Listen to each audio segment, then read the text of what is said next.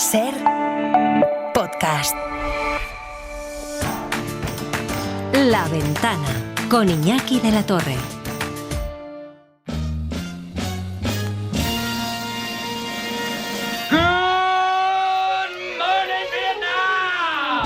He visto cosas que vosotros no creeríais. El mundo se divide en dos categorías. Los que tienen revólver cargado y los que cavan. Tú cavas. ¡Ah! ¡Soy un hombre!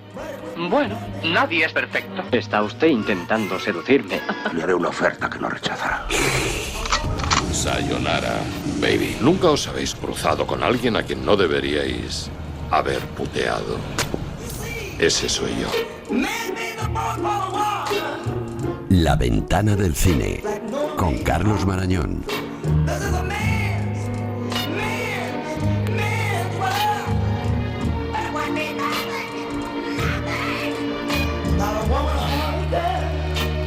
Y aquí está conmigo ya Carlos Marañón, el director de la revista Cinemanía. ¿Qué tal estás? ¿Qué tal, Iñaki? ¿Cómo estás? Me ha traído el último ejemplar, que es un portadón. El otro día hablamos de Spider-Man y la verdad es que está muy a la altura de la película El despliegue. Es una preciosidad de portada tipográfica. De las que te gustan, de cuando dirigías Rolling Stone y hacías portadas tipográficas, sí, con mucho texto. Mucho texto y es muy difícil ordenar tan bonito y tan bien esto. Vamos, dale un abrazo a tu diseñadora o diseñador.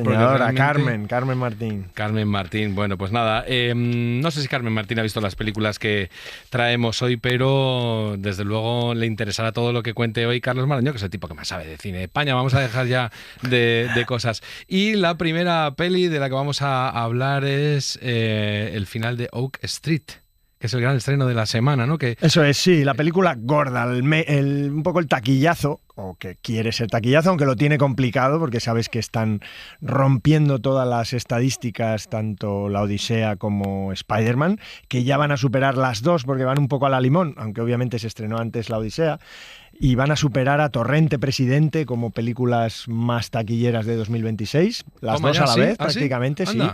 La Odisea ya ha pasado de los 3,5 millones de espectadores y creo que lleva un mes o algo así, o 3-4 semanas, y Spider-Man en 2 semanas ya ha batido ese récord, o sea que ya le está superando a La Odisea. Porque estamos hablando de taquilla española, por supuesto. Siempre en España.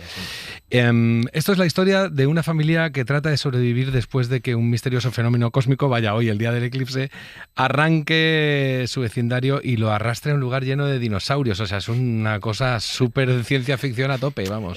Pero sigue un poco la línea Spielberg, las películas de los 80, en que, digamos, lo importante no es tanto las escenas de acción, las escenas donde hay monstruos, donde aquí son dinosaurios, donde hay ataques extraterrestres. No, sigue un poquito esa línea en lo que, cómo eso afecta a la vida íntima, a la vida cotidiana de lo que llamamos aquí, ¿no? La suburbia, ¿no? De esos barrios del sueño americano. Sí, como el de E.T. venido a también. menos. Sí, sueño americano un poco venido a menos, ¿no? En sí.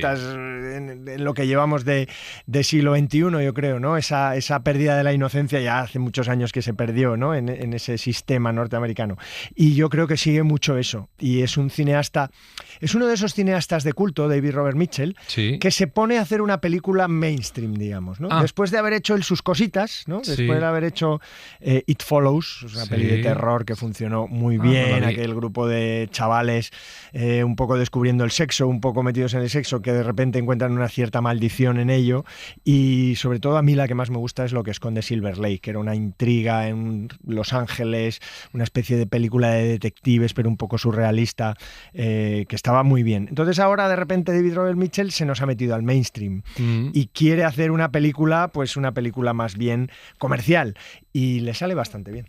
Y le sale bien también a Anne Hathaway tener esa agenda tremenda en la que salen todas las películas últimamente y hasta le da tiempo a quedarse embarazada. O sea, yo no sé esta mujer, pero es extraordinaria, ¿no? Mira que es una mujer que hemos visto en un montón de películas, pero yo, que soy lego en la materia totalmente, me está pareciendo que últimamente trabaja más que nunca. Bueno, la hemos visto en El Diablo Viste de Prada 2, recientísimamente, en La Odisea es Penélope, en Mother Mary, que hablábamos la semana pasada, es una diva del pop metida en una unas circunstancias un poco, bueno, esquizofrénicas, Sí, extrañas, sí. y ahora la vemos aquí de nuevo como madre de familia junto a Ewan McGregor y una familia de esas del American Way of Life, ¿no? Marido, mujer, con su casita rodeada de jardín, con su hija, con su hijo en edad adolescente.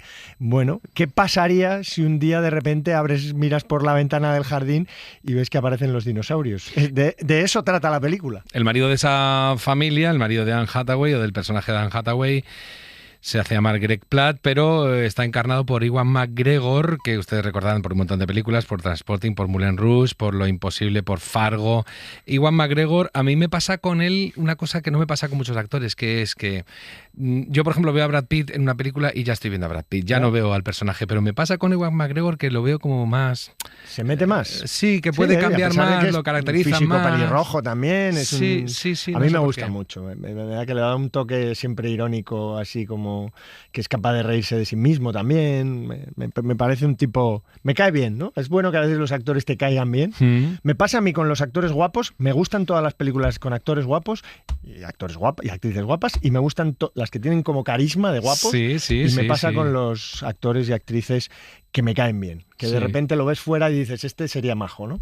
Oye, no conocía yo a Christian Convery, que es el hijo, si no tengo malas noticias. Es hace de adolescente, de chaval adolescente, sí, aparecía en Frankenstein, la última de Guillermo del Toro. Ya. Sí, pero bueno, aquí los chavales adolescentes son los típicos adolescentes, o sea, sus personajes son bastante, digamos, lineales en ese sentido, ¿no? Aquí los que rompen un poco la pana son los dinosaurios, claro. Bueno, para el que esté intrigado, porque les estamos hurtando información, este es el tráiler. Anybody else see that weird light last night? What weird light? The wind was blowing all crazy. Starbuck was freaked out. Esta es la versión original y el doblado es este. ¿No visteis anoche esa extraña luz? ¿Qué extraña luz?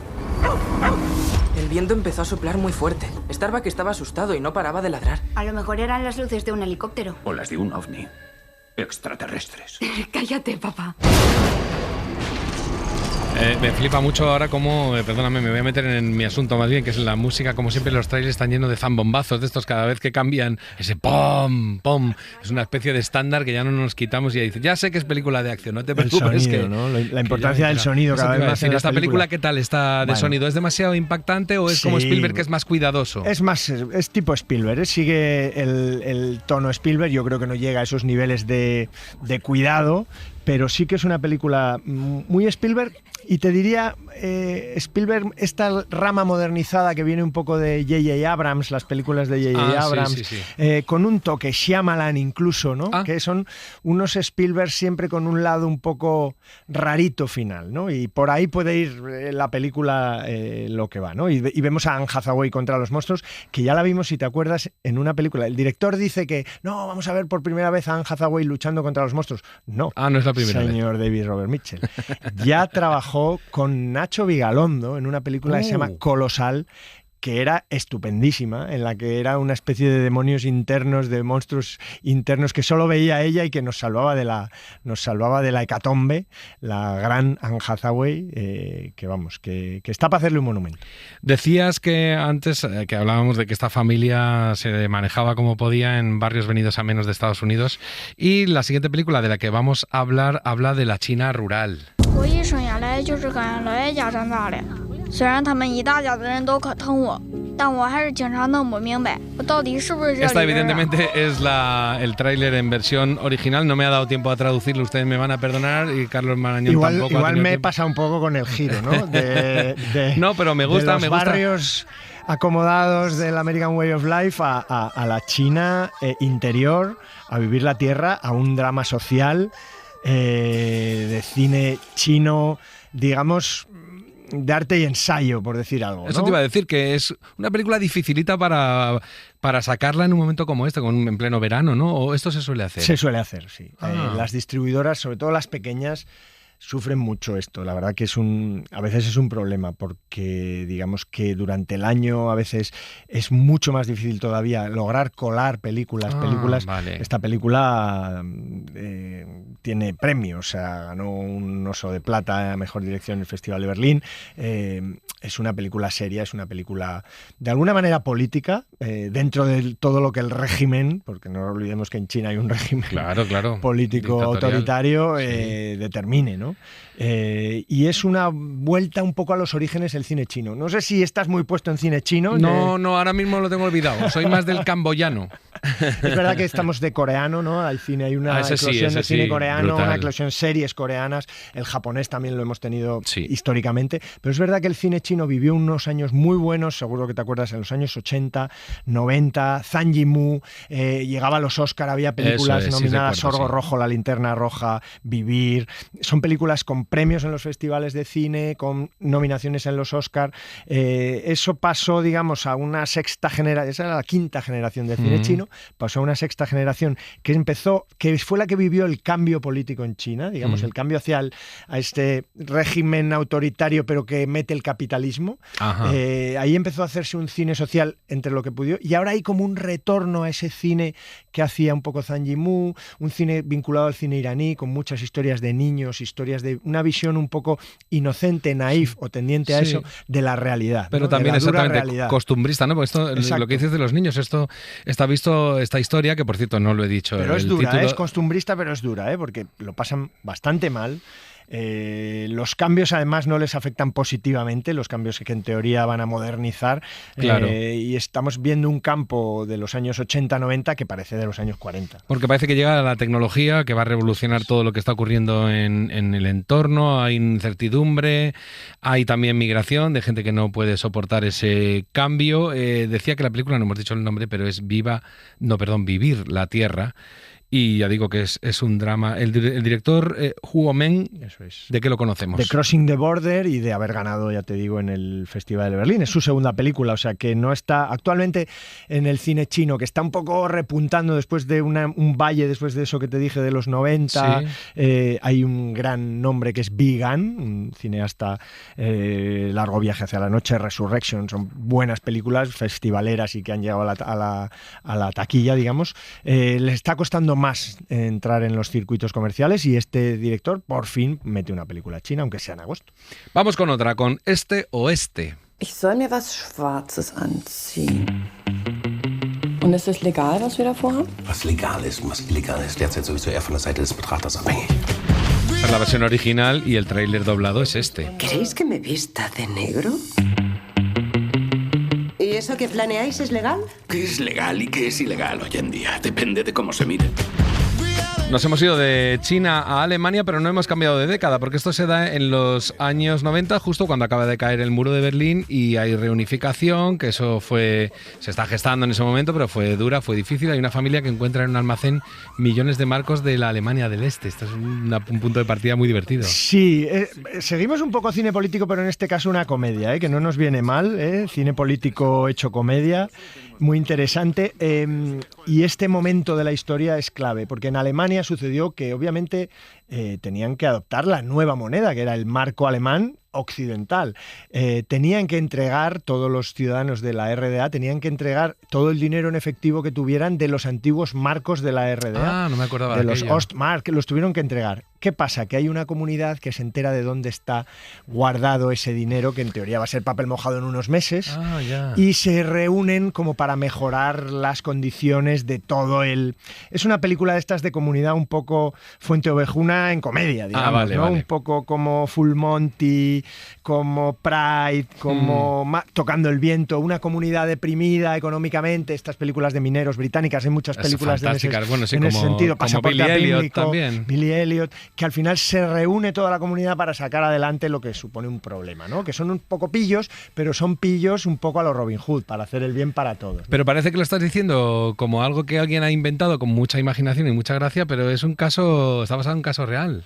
Estamos hablando de algo que sucedió, efectivamente. Sucedió en un pueblo de la RDA, así que también el momento histórico da pie a buenas pelis, porque seguro que tú te acuerdas de Goodbye Lenin, claro, de cómo aquel chico Daniel Brühl, que se hizo famosísimo en esa película, sí, que luego resulta que había nacido en Barcelona, sí, que hablaba que ha perfectamente trabajado castellano, mucho en España, sí. Exacto, cómo intentaba ocultarle a su madre, que era una comunista de perfil, vamos, integrista, exacto, casi, que se había puesto mala, para evitarle que se llevara un disgusto que pudiera causarle más problemas, le ocultaban que Alemania se había reunificado, ¿no? Estuvo en coma un tiempo y cuando despertó había cambiado todo. Exacto, yo me acuerdo de otra película también que se llamaba Berlin is in Germany, que tenía un planteamiento muy interesante, que era un preso que estaba preso antes de que se cayera el muro de Berlín y que sale libre después de unos años en la cárcel, después de que haya caído el muro de Berlín. También es un poco recordando tú claro, que eres musiquero, el más triste que un torero al otro lado del telón de acero, ¿no? Pero, sí, de Sabina. Pero esta película tiene gracia, es una comedia desenfadada, tiene un trasfondo social, porque es verdad que no se hizo todo bien en ese proceso que ahora lo vemos con ojos de que viene en Alemania. Claro. Bueno, se están viendo algunas cosas que no se hicieron del todo bien. Al final, durante unos años, los alemanes orientales fueron mano de obra barata, para Occidente, ¿no? Para la parte occidental. De hecho, acuérdate que ahí los partidos están divididos un poco en dos, incluso el SPD y el Partido Conservador tiene una especie de doble ala, porque no es lo mismo que defienden en un sitio que en otro. Y hay mucho voto a la ultraderecha en esa parte de Alemania oriental, porque no han asumido muy bien los cambios económicos y políticos para y sociales. Para el que sea muy joven y nos esté oyendo, es que esto ocurrió en el año 89 y todavía no está clara la unificación, la reunificación. O sea, está clara, pero quiero decir, ¿no? todavía es nítida la diferencia. Oye, la actriz, la Anne Hathaway del momento alemana es Sandra Hüller. Maravillosa. Es una actriz estupenda que seguro que la has visto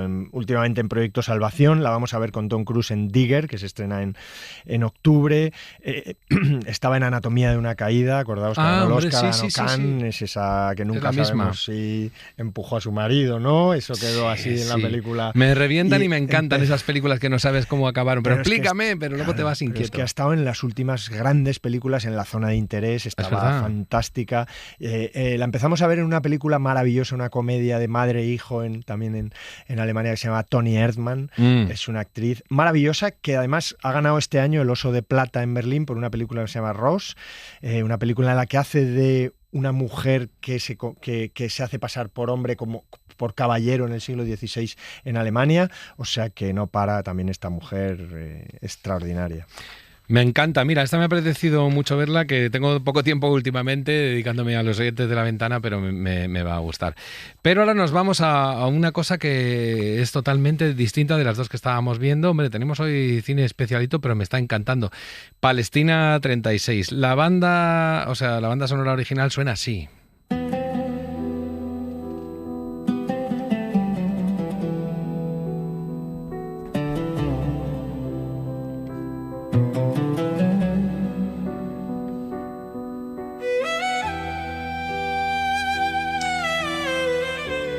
Claro, es melancólico porque es el único largometraje grabado en Palestina desde el inicio del genocidio palestino, nada menos. La única que ha conseguido hacerlo con lo que está sucediendo allí.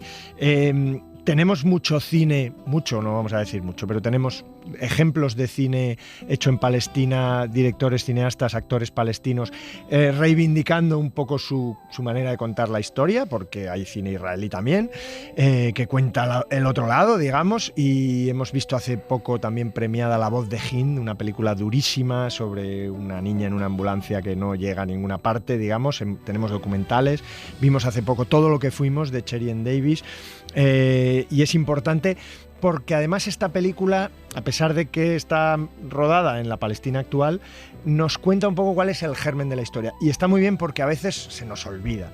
Se nos olvida que, como casi siempre, fueron las potencias coloniales las que montaron el cacao en el que ahora nos vemos envueltos, ¿no? Más bien en los que se ven envueltos ellos, los sufridores de este asunto. Y es una película... Ya hubo una película de Michael Winterbottom que se llama Las sombras del poder, que se llama Shoshana, que Winterbottom es británico y iba un poco a esto, a señalar qué qué pasó, qué mal lo hicieron cuando decidieron volver a entregar a los colonos israelíes el territorio en 1948. Esta película es 12 años antes, cuando ya los británicos, ese protectorado de Palestina, pues la verdad que lo hacen fatal, y esta película cuenta esa historia, la verdad que lo hace con mucha luz mediterránea, es una directora la que lo hace, y le da un toque también diferente a un conflicto que es político, que también fue militar de alguna manera, y hay una ambientación con mucho despliegue de trenes, coches, armas, caballos, bueno. Es una película, por lo menos desde ese punto de vista, no es una película, digamos, que vaya a cambiar nuestra vida, pero sí que nos cuenta realmente qué ocurrió para que hoy estemos donde estamos. Y yo creo que se puede empezar a entender porque ya hay el germen de lo que estamos sufriendo ahora. Vamos a escuchar el tráiler en la versión original y luego lo escuchamos doblado, claro.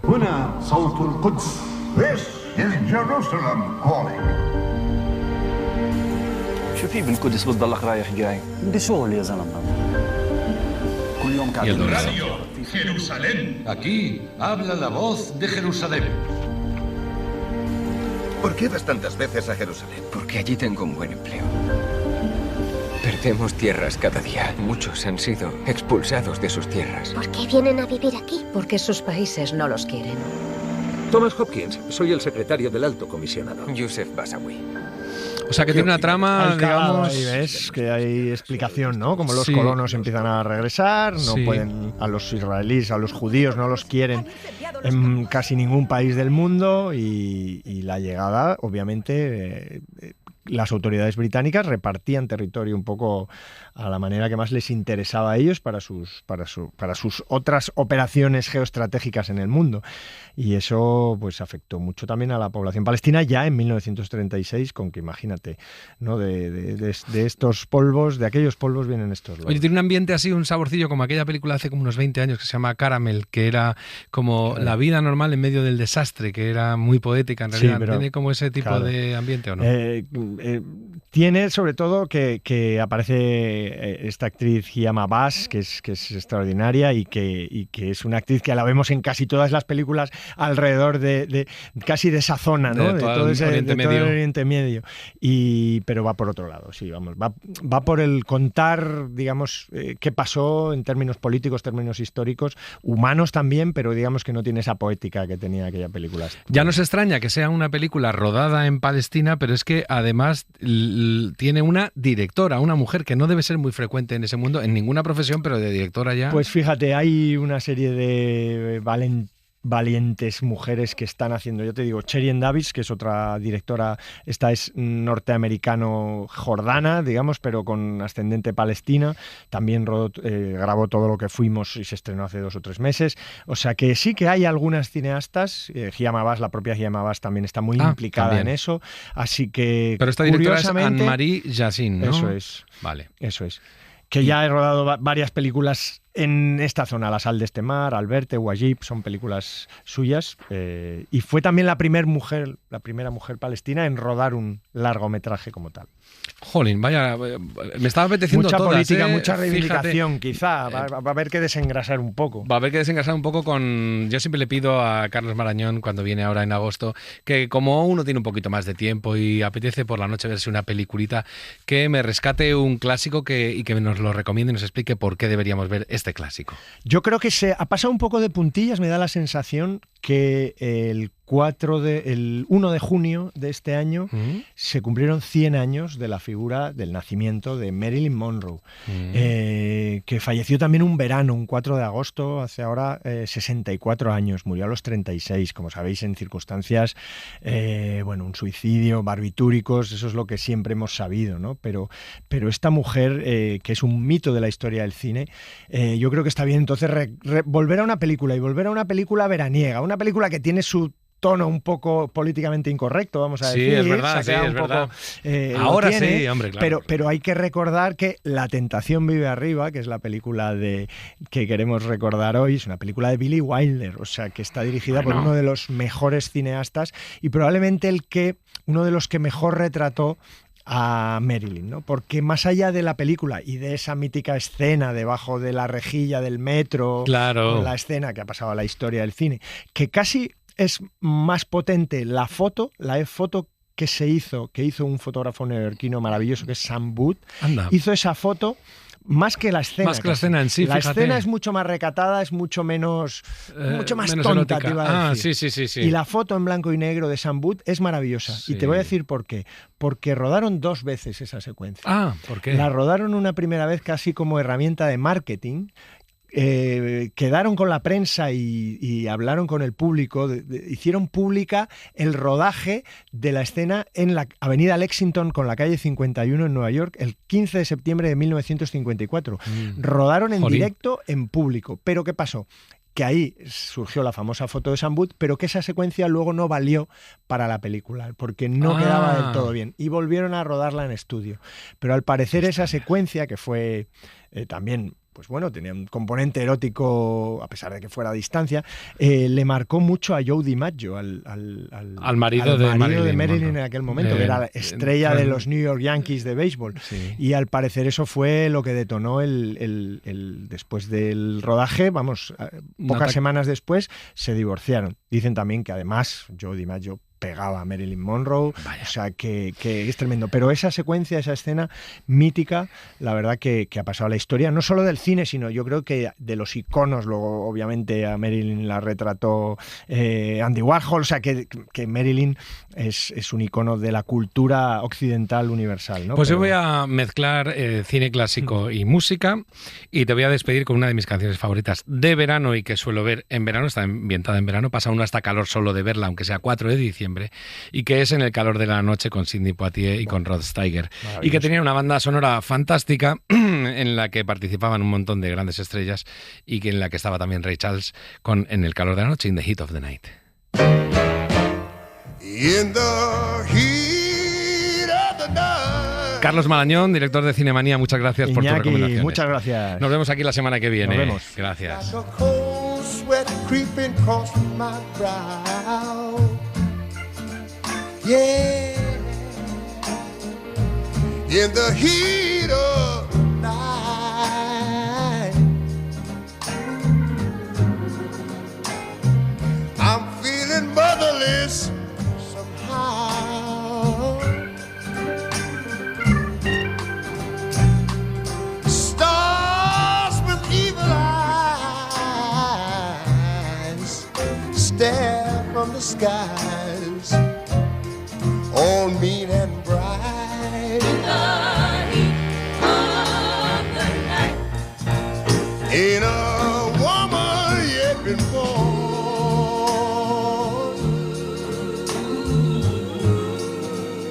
knows how to make the more. Para no perderte ningún episodio, síguenos en la aplicación o la web de la SER, Podium Podcast o tu plataforma de audio favorita.